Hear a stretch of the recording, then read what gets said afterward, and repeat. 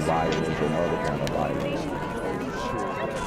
Get away! I could be at work, at school, in my car, I can still get shot by the police, but I can get shot anywhere. So it is what it is.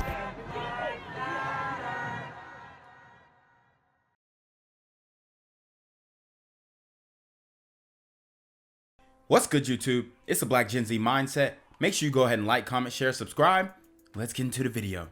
First 100 days of my administration will be laser focused on reducing crime. Making good, he says, on a promise made during his inaugural address. Over the last 3 months, Mayor Andre Dickens says he has hit the streets looking to find ways to reduce violence in Atlanta. One of his strategies is focusing on young people who commit these crimes. And tonight, as Fox 5's Denise Dillon tells us, he kicked off a midnight basketball program to do just that. So, Mayor Andre Dickens, first 100 days, he's supposed to be focusing on reducing crime, okay?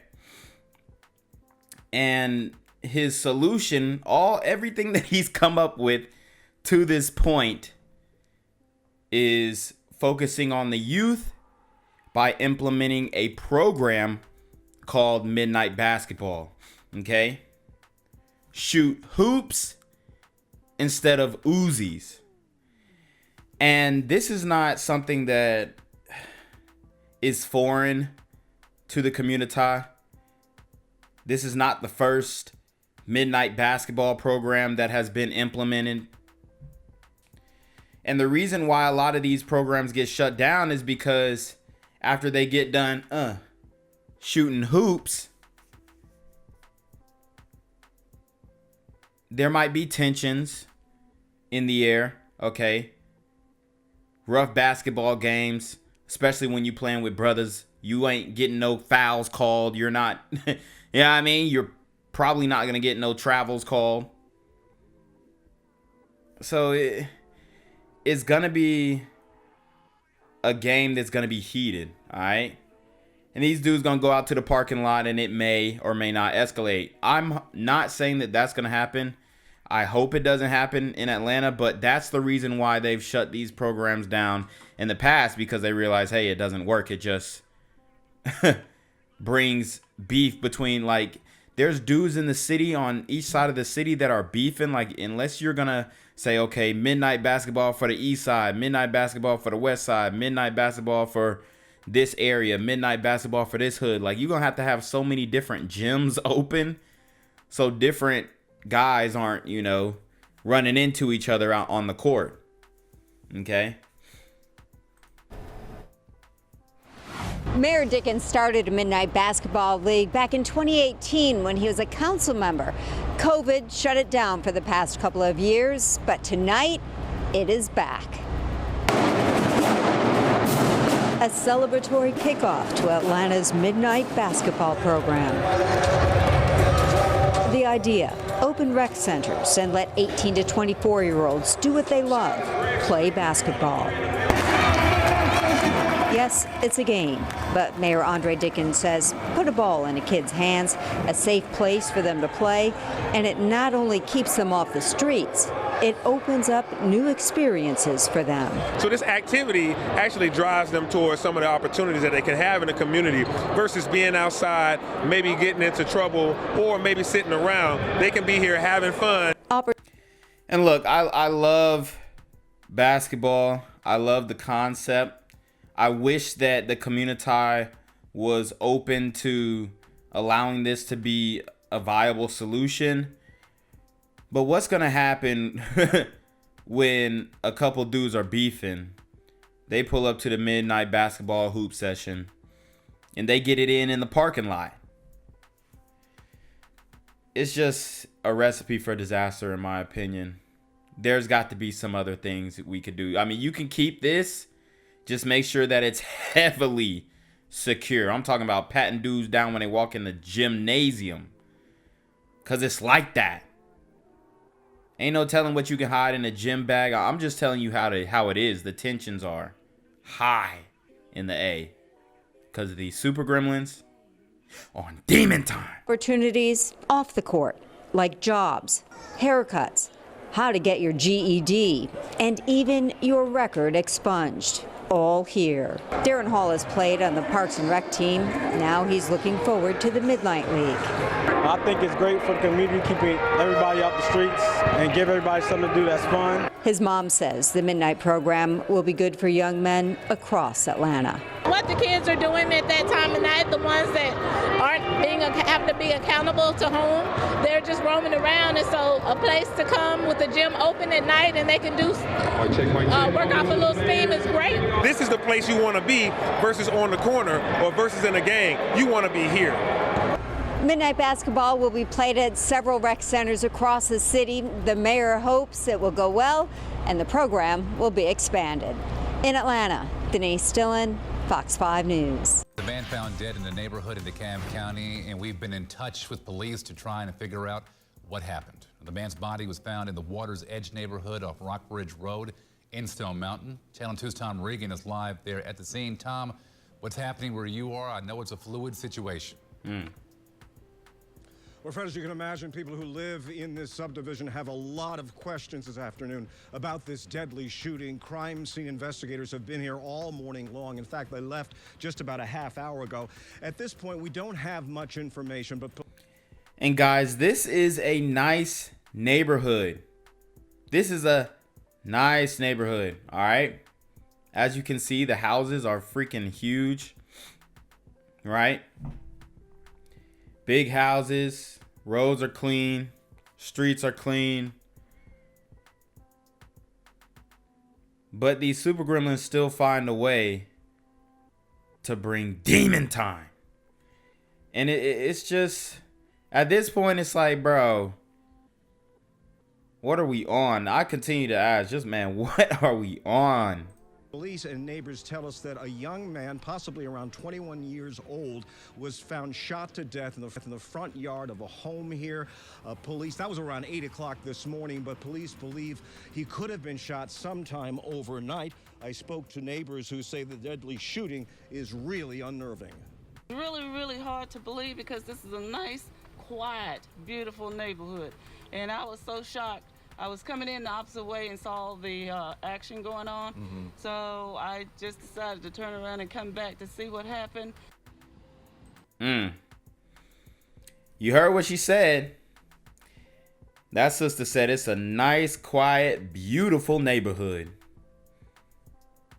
And like I said, it looks like it is, but this is DeKalb County. Don't get it messed up. Anywhere in DeKalb County, it can go down. All right. We've covered a lot of stories in Decatur. Now we're in Stone Mountain. And at this point, we don't know the name of the man who was shot and killed. Of course, this investigation is just beginning, so police do not have any suspects in mind, nor a motive. We'll be following this murder investigation throughout the day and bringing you the very latest, starting on Channel 2 Action News at 4.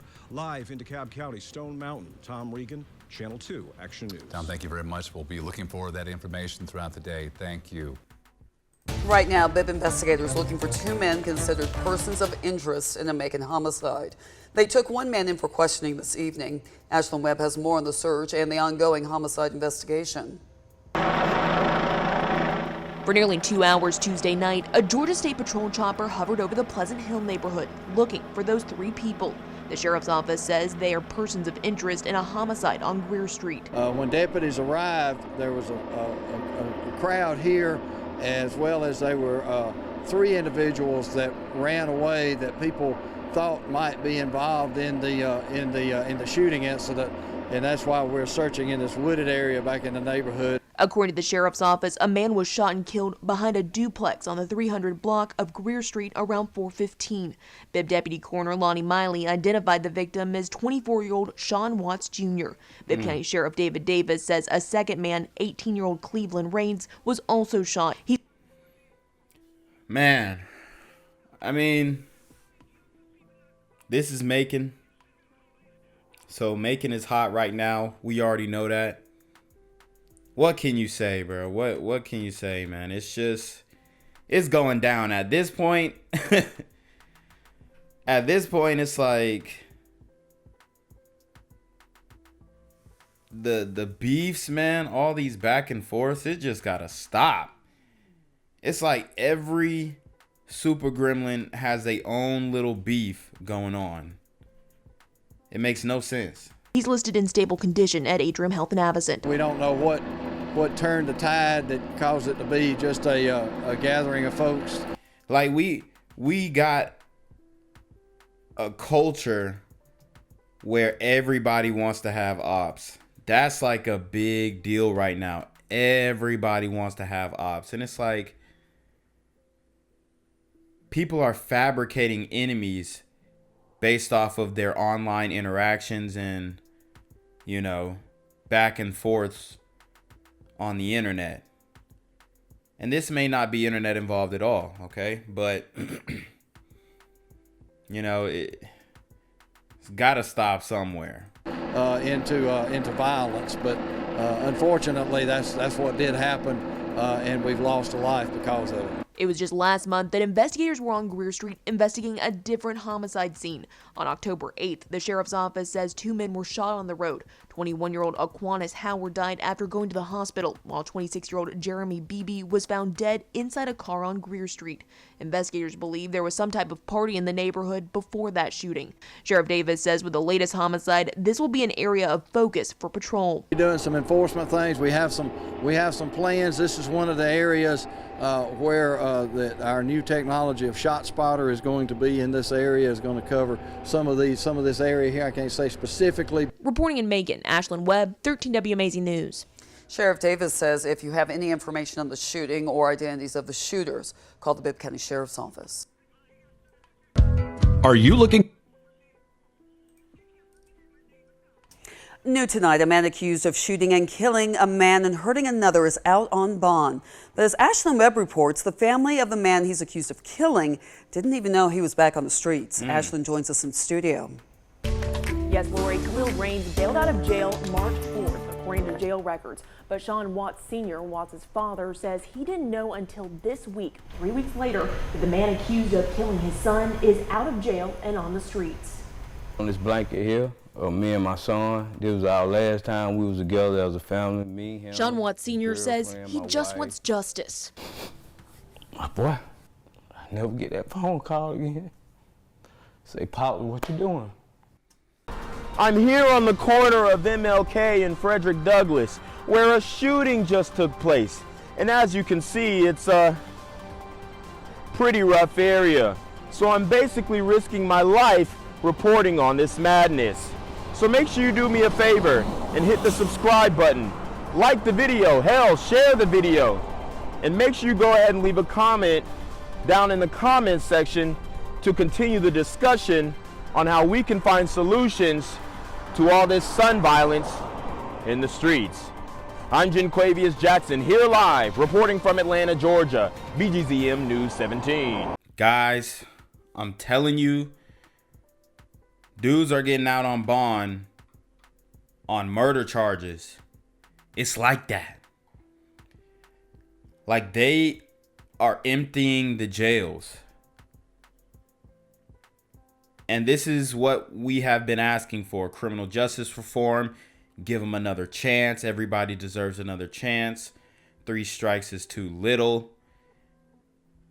This is the result of it. Okay? This dude is out on bond and could potentially do damage.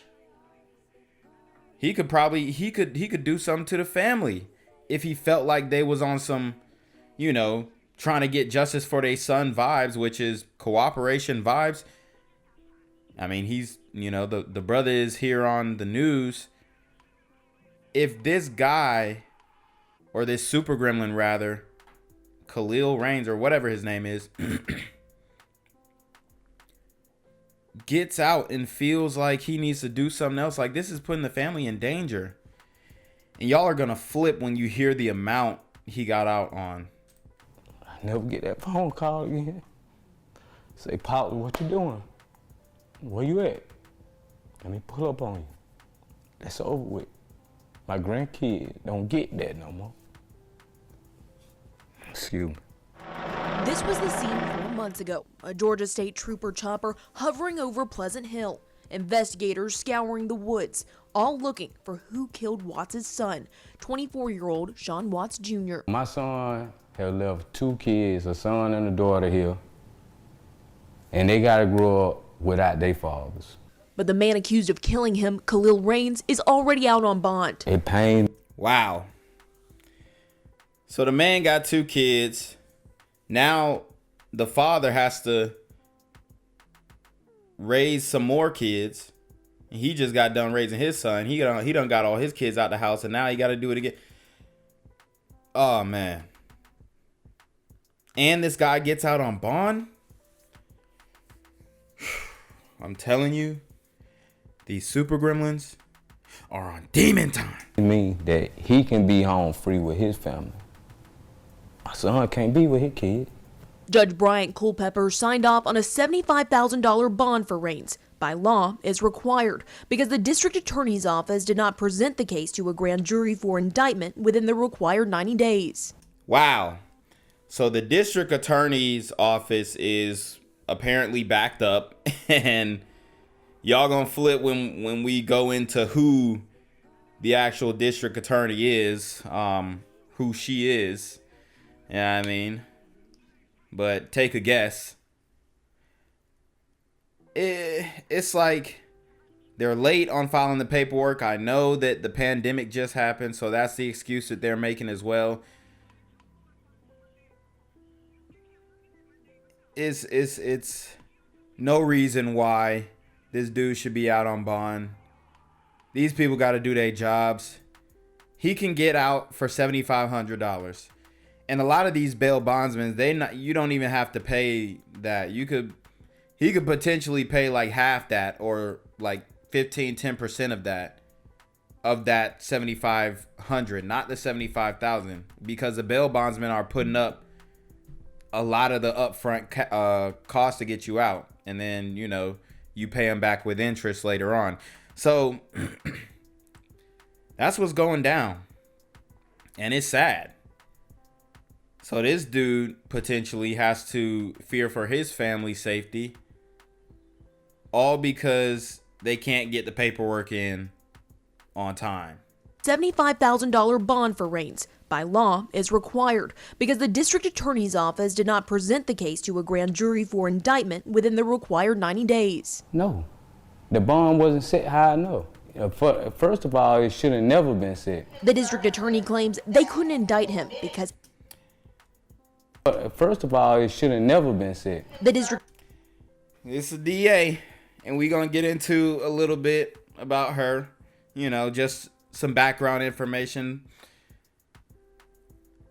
But a lot of these sisters are getting these jobs, okay?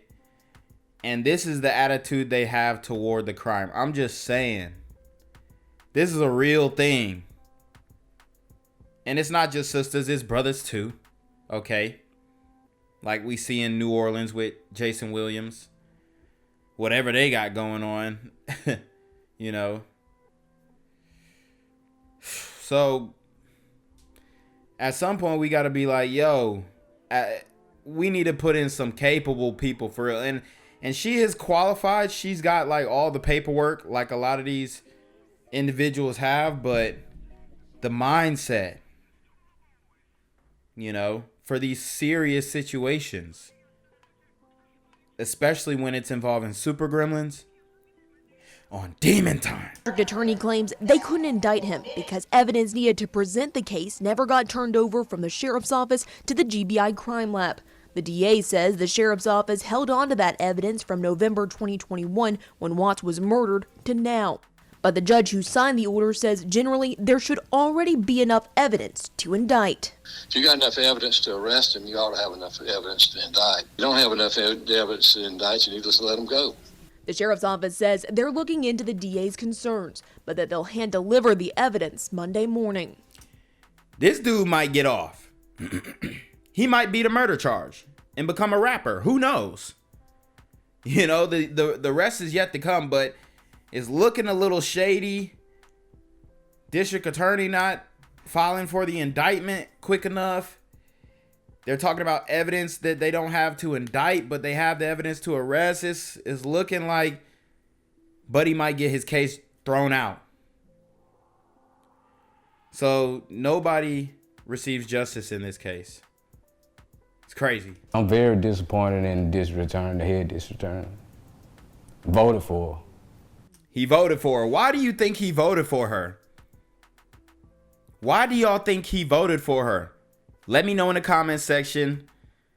But I kind of have a feeling why I think he voted for her, even though I think who she was running against was a better choice overall. Okay? And then he actually showed that he can. We'll get into it. But why do you think he voted for her? Disappointed in the district attorney, the head district attorney. Voted for her. Not pleased with the job being done by her, and I'm going to go on record saying that. The sheriff of Bill County, not pleased by the job that he's doing. I understand it may be short of staff and a lot of other different things, but okay. But what do you do to fix it?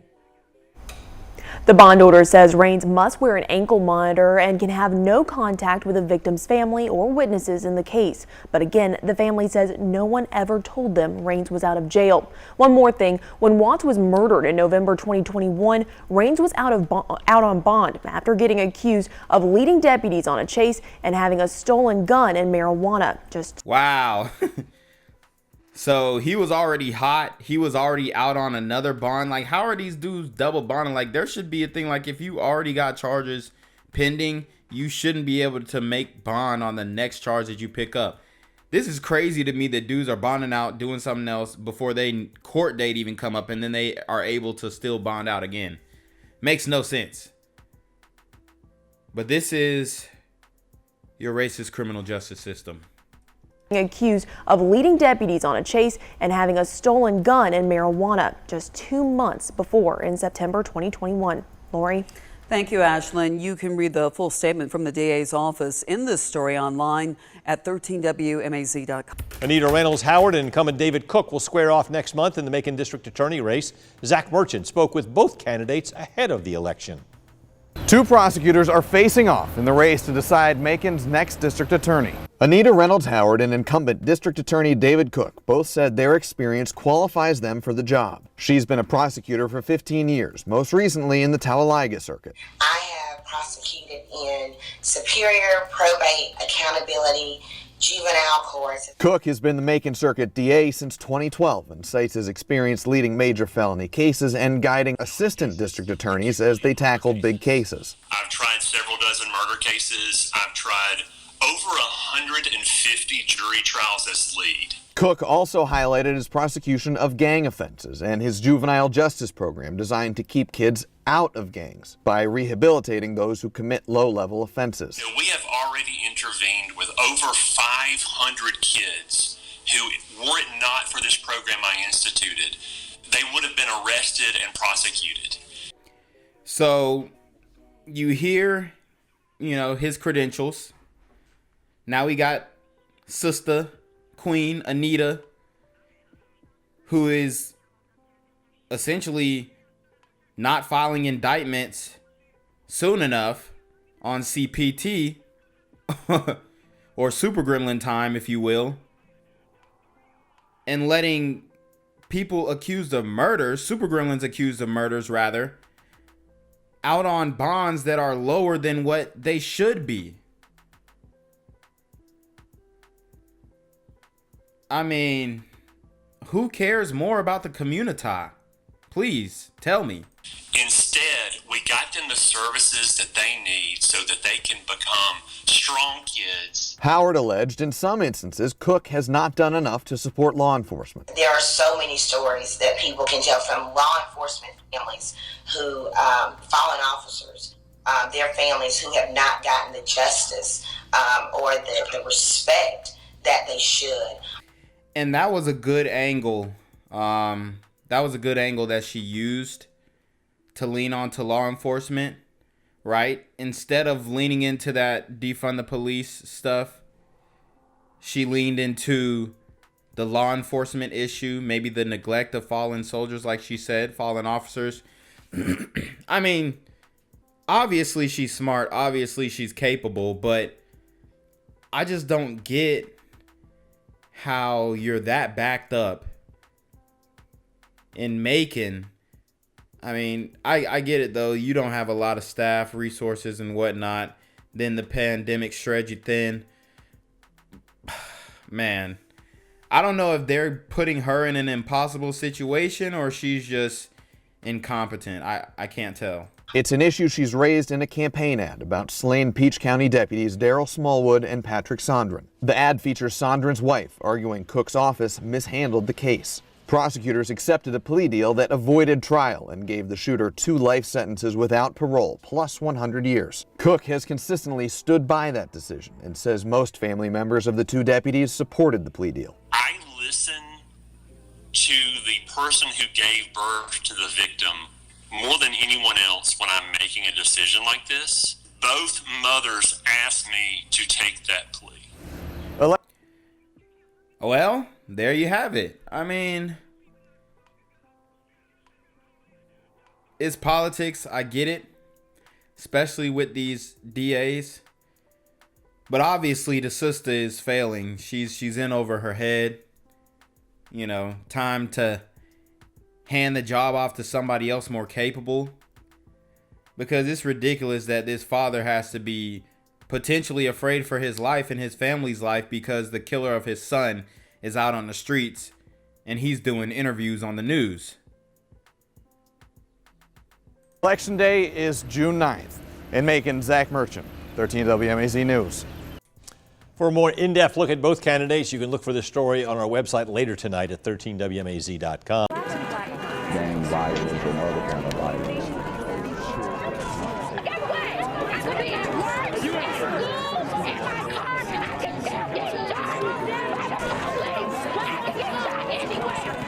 So it is what it is.